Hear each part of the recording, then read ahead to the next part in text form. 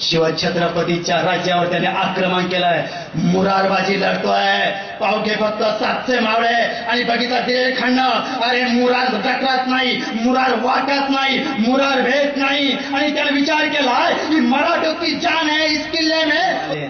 आणि मुरार बाजीने बघितलंय आणि ज्या बुरुजावर बसून शिवछत्रपतीचे गाणं गावं, ज्या बुरुजावर बसून मासाहेबाचं दर्शन घ्यावं, ज्या बुरुजावर बसून विठोबाचं नामस्मरण करावं, ज्या बुरुजावर बसून खंडोबाचं दर्शन घ्यावं, ज्या बुरुजावर बसून ज्ञानेश्वर मावळेचे गाणं म्हणावं, ज्या समुद्रावर बसून जगद्गुरु तुकोबारायचे अभंग म्हणावेत, ज्या बुरुजावर बसून मुक्ताबाईचं नामस्मरण करावं, ज्या बुरुजावर बसून इथं विठ्ठलाचं गाणं म्हणावं, ज्या बुरुजावर बसून स्वातंत्र्याचं गाणं गावं, ज्या बुरुजावर बसून न्याया कराव्यात, ज्या बुरुजावर बसून चांदणं बघावं, ज्या बुरुजावर बसून शिवछत्रपतीचं दर्शन घ्यावं, तो बुरुज पडलाय ना.